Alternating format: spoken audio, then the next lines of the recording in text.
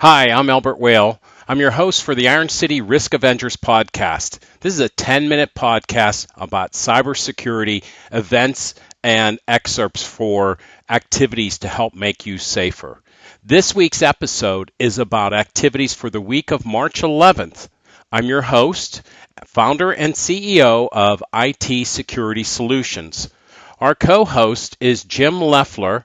Jim is president of Intune Business Advisors. Unfortunately, Jim was not able to attend this week's taping, so I'm going solo this week, and hopefully I can meet everyone's expectations. Because this is a special episode, we're recording it for both YouTube and a regular podcast format. Let us know what you like better. We'll send out links to both, and you can have your pick of which you prefer. Or maybe we'll just do both. So, in the notion of small businesses need better security, the RDA Conference had a speaker with Avast's Vince Steckler. He's talking about the layered security imperative that small businesses need to have in order to be more secure. And that was on March 5th, the week before. Coincidentally, I was also giving a speech about cybersecurity must-haves for small business, and that was being done at Duquesne University on behalf of the Small Business Development Center. If you'd like more information, there is another episode coming up, or we can do special engagements upon request.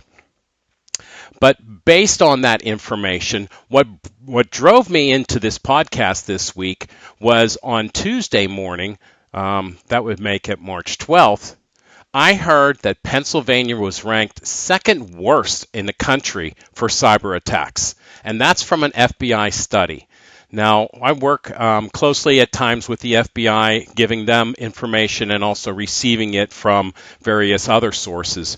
But the information coming out about this public disclosure about the worst states for cybersecurity put Pennsylvania as number 2. Nevada and New Jersey were ranked number 3 very closely. But surprisingly, the number 1 state in the country was Hawaii. Now, I'm not used to hearing that Hawaii would be the worst for cybersecurity, but it certainly makes sense that we need to do more for small business in order to ensure that these businesses are more secure, safe, and employing best practices at the very least.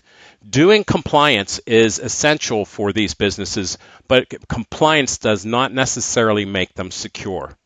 And that's what we talked about in our briefing for cybersecurity at the Duquesne University presentation with the SBDC.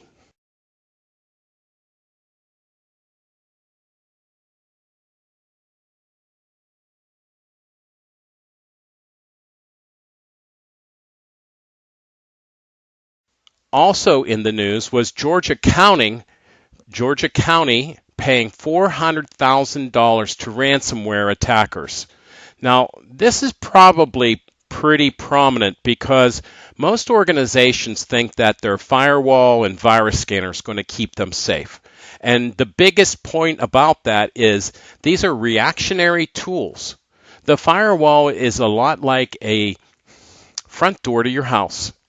You know, the front door is not always going to be locked, but for the most part, let's assume that it is.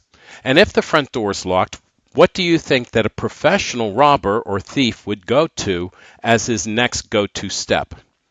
Well, there's plenty of ideas out there, and I'm not here to give ideas to the bad guys, but the good guys have done a lot of work on ensuring that firewalls are working properly, and sometimes the problem is that the users are going out on the internet, oh my gosh, why would they do that?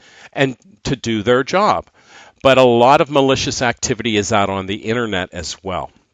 So virus scanners are run on people's computers to try to identify that they had malware or a breach had occurred.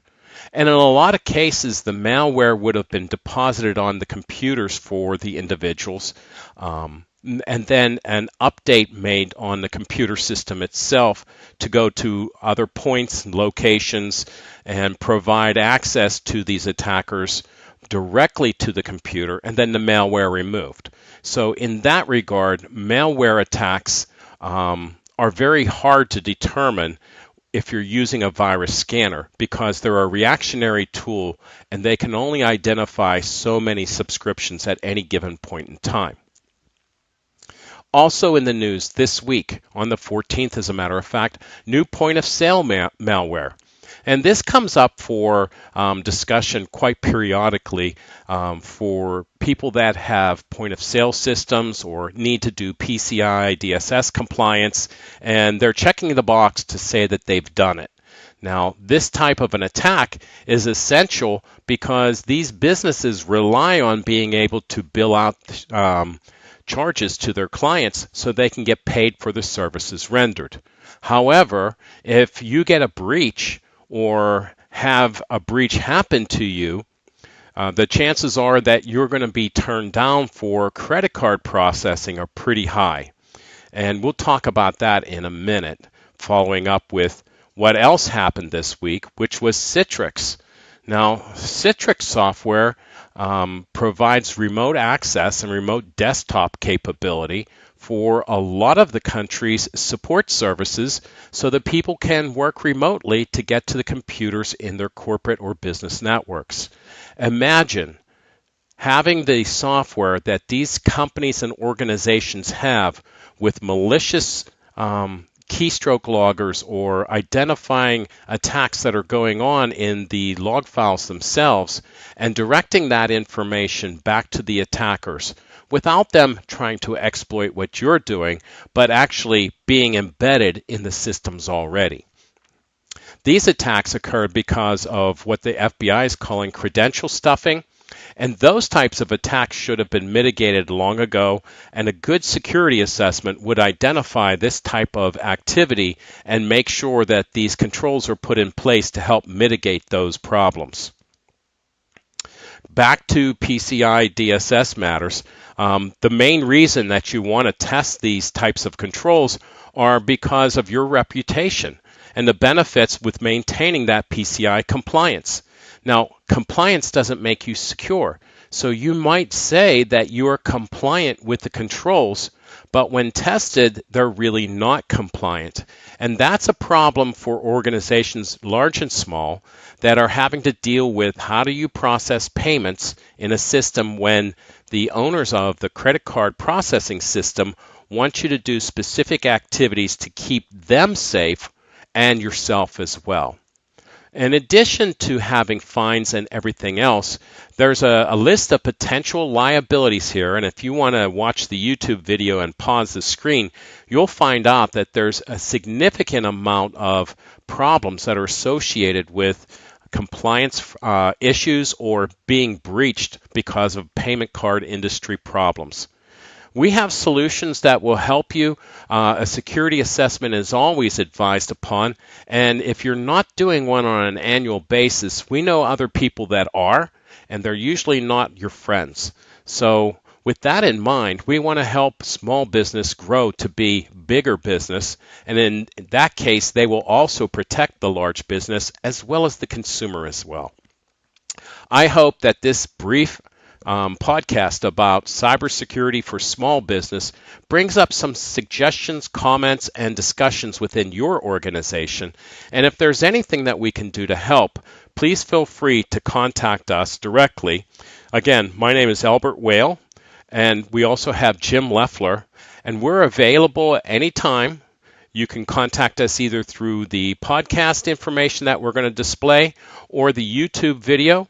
So let us know how we can help, and we'll make every effort to make your day a success. Have a great day, and we'll talk to you again soon. Take care.